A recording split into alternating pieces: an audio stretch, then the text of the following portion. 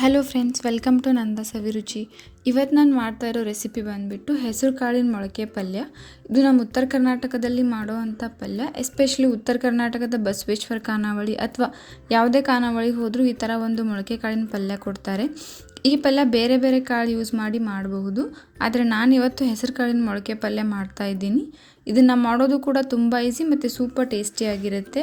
ಉತ್ತರ ಕರ್ನಾಟಕದಲ್ಲಿ ಇದನ್ನು ಜೋಳದ ರೊಟ್ಟಿ, ಮೆಕ್ಕೆಜೋಳದ ರೊಟ್ಟಿ ಮತ್ತು ಸಜ್ಜಿ ರೊಟ್ಟಿ ಮತ್ತು ಚಪಾತಿ ಜೊತೆ ಸೂಪರ್ ಕಾಂಬಿನೇಷನ್ ಆಗಿರುತ್ತೆ. ಬನ್ನಿಗ ಇದನ್ನು ಮಾಡೋದು ಹೇಗೆ ಮತ್ತು ಏನೇನು ಇಂಗ್ರೀಡಿಯೆಂಟ್ಸ್ ಬೇಕು ನೋಡೋಣ. ಮೊದಲಿಗೆ ನಾನು ಮೊಳಕೆ ಬಂದಿರೋ ಹೆಸರು ಕಾಳನ್ನು ತೊಗೊಂಡಿದ್ದೀನಿ. ಇದನ್ನು ನೀವು ತರಕಾರಿ ಅಂಗಡಿಗಳಲ್ಲೆಲ್ಲ ಸಿಗುತ್ತೆ, ಇಲ್ಲಾಂದರೆ ಹೆಸರು ಕಾಳನ್ನು ತಂದು ಮನೆಯಲ್ಲೂ ಕೂಡ ಮಾಡಬಹುದು. ಹೆಸರು ಕಾಳನ್ನು ಚೆನ್ನಾಗಿ ಒಂದು 2-3 ಸಲ ತೊಳೆದು ಒಂದು ಬಟ್ಟೆಯಲ್ಲಿ ಒಂದು 2 ದಿನ ಕಟ್ಟಿಡಬೇಕು. ಒಂದು 2 ದಿನ ಆದಮೇಲೆ ಮೊಳಕೆ ಬಂದಿರುತ್ತೆ. ಆಮೇಲೆ ನಾನು ಒಂದು ಅರ್ಧ ಕಪ್ ಒಣ ಕೊಬ್ಬರಿನ ಮಿಕ್ಸಿಗೆ ಹಾಕಿ ತೊಗೊಂಡಿದ್ದೀನಿ. ಆಮೇಲೆ ಒಂದು ಮೀಡಿಯಮ್ ಸೈಜ್ ಈರುಳ್ಳಿ ತೊಗೊಂಡಿದ್ದೀನಿ ಮತ್ತು ಒಂದು ಮೀಡಿಯಮ್ ಸೈಜ್ ಟೊಮ್ಯಾಟೊ ಕಟ್ ಮಾಡಿ ತೊಗೊಂಡಿದ್ದೀನಿ. ಮತ್ತು ಒಂದು 4-5 ಹಸಿಮೆಣಸಿನ್ಕಾಯಿ ಕಟ್ ಮಾಡಿ ತೊಗೊಂಡಿದ್ದೀನಿ. ಸ್ವಲ್ಪ ಜಾಸ್ತಿನೇ ತೊಗೊಳ್ಳಿ, ನಾವಿಲ್ಲಿ ಕೆಂಪು ಖಾರ ಯೂಸ್ ಮಾಡ್ತಿಲ್ಲ. ಮತ್ತು ಹಸಿಮೆಣಸಿನ್ಕಾಯಿ ಕಟ್ ಮಾಡಿ ತೊಗೋಬೇಕು ಅಂತ ಏನಿಲ್ಲ, ನೀವು ಮಿಕ್ಸಿಗೆ ಹಾಕಿ ಹಸಿ ಖಾರನೂ ರೆಡಿ ಮಾಡ್ಕೋಬೋದು. ಆಮೇಲೆ ನಾನು ಕಟ್ ಮಾಡಿರೋ ಕೊತ್ತಂಬರಿ ತೊಗೊಂಡಿದ್ದೀನಿ. ಆಮೇಲೆ 1 ಟೇಬಲ್ ಸ್ಪೂನ್ ಶುಂಠಿ ಬೆಳ್ಳುಳ್ಳಿ ಪೇಸ್ಟ್ ತೊಗೊಂಡಿದ್ದೀನಿ. ಮತ್ತು 1/4 ಟೇಬಲ್ ಸ್ಪೂನ್ ಜೀರಿಗೆ ಮತ್ತು ಒಂದು 1/4 ಟೇಬಲ್ ಸ್ಪೂನ್ ಸಾಸಿವೆ ಮತ್ತು ರುಚಿಗೆ ತಕ್ಕಷ್ಟು ಉಪ್ಪು ತೊಗೊಂಡಿದ್ದೀನಿ. ಬನ್ನೀಗ ಹೇಗೆ ಮಾಡೋದು ನೋಡೋಣ. ಮೊದಲಿಗೆ ನಾನೊಂದು ಕಡಾಯಲ್ಲಿ 3-4 ಟೇಬಲ್ ಸ್ಪೂನ್ ಅಡುಗೆ ಎಣ್ಣೆ ಹಾಕ್ಕೊಳ್ತಿದ್ದೀನಿ. ಆಮೇಲೆ ಎಣ್ಣೆ ಸ್ವಲ್ಪ ಬಿಸಿ ಆದಮೇಲೆ ಇದಕ್ಕೆ ಜೀರಿಗೆ ಮತ್ತು ಸಾಸಿವೆ ಹಾಕ್ಕೊಳ್ತಿದ್ದೀನಿ. ಇದು ಸ್ವಲ್ಪ ಸಿಡಿಯೋಕ್ಕೆ ಸ್ಟಾರ್ಟ್ ಆದಾಗ ಇದಕ್ಕೆ ಕಟ್ ಮಾಡಿ ತೊಗೊಂಡಿರೋ ಈರುಳ್ಳಿ ಹಾಕ್ಕೊಳ್ತಿದ್ದೀನಿ. ಇದನ್ನು ಸ್ವಲ್ಪ ಫ್ರೈ ಮಾಡ್ಕೊಳ್ತಿದ್ದೀನಿ.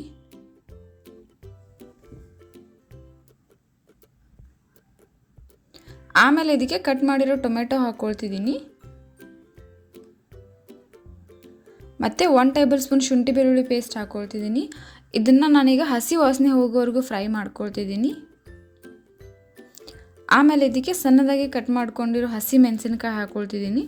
ಇದನ್ನು ಸ್ವಲ್ಪ ಖಾರ ಬಿಟ್ಕೊಳ್ಳೋವರೆಗೂ ಫ್ರೈ ಮಾಡ್ಕೊಳ್ತಾ ಇದ್ದೀನಿ.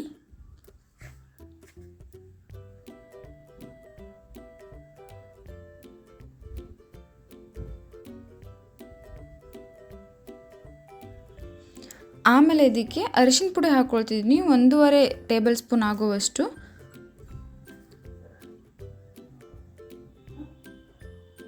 ಆಮೇಲೆ ಎಲ್ಲನೂ ಚೆನ್ನಾಗಿ ಒಂದ್ಸಲ ಮಿಕ್ಸ್ ಮಾಡಿಕೊಂಡು ಇದಕ್ಕೆ ಹೆಸರು ಕಾಳಿನ ಮೊಳಕೆ ಹಾಕ್ಕೊಳ್ತಿದ್ದೀನಿ.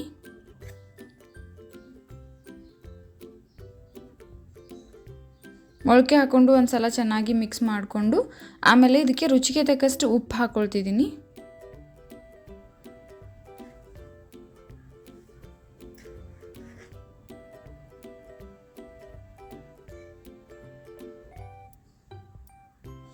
ಇದಕ್ಕೆ ಈಗ ನಾನು ನೀರು ಹಾಕ್ಕೊಳ್ತಿದ್ದೀನಿ. ನೀವು ನೀರನ್ನು ಯಾವ ಪಾತ್ರೆಯಲ್ಲಿ ಮೊಳಕೆ ತೊಗೊಂಡಿರ್ತೀರೋ ಅದೇ ಪಾತ್ರೆಯಲ್ಲಿ ಅರ್ಧ ನೀರು ತೊಗೊಳ್ಳಿ. ನಾನು ಈ ಪಾತ್ರೆಯಲ್ಲಿ ಅರ್ಧ ನೀರು ತೊಗೊಂಡಿದ್ದೀನಿ. ಆಮೇಲೆ ಇದನ್ನು ಒಂದ್ಸಲ ಮಿಕ್ಸ್ ಮಾಡ್ತಾ ಇದ್ದೀನಿ. ಆಮೇಲೆ ಇದಕ್ಕೆ ಒಣ ಕೊಬ್ಬರಿನ ಹಾಕ್ಕೊಳ್ತಿದ್ದೀನಿ.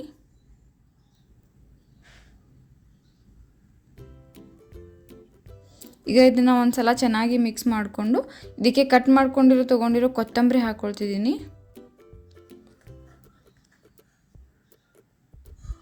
ಇದನ್ನು ಕೊತ್ತಂಬರಿ ಹಾಕಿ ಚೆನ್ನಾಗಿ ಮಿಕ್ಸ್ ಮಾಡಿ ನೀರು ಕಂಪ್ಲೀಟಾಗಿ ಹೋಗೋ ತನಕ ಬೇಯಿಸ್ಕೊಳ್ಳಿ.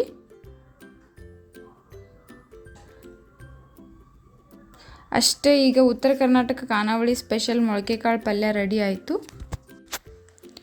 ನೀವು ಇನ್ನೂ ನಮ್ಮ ಚಾನಲ್ನ ಸಬ್ಸ್ಕ್ರೈಬ್ ಮಾಡಿಲ್ಲ ಅಂತಂದರೆ ಪ್ಲೀಸ್ ಈಗಲೇ ಹೋಗಿ ಸಬ್ಸ್ಕ್ರೈಬ್ ಮಾಡಿ.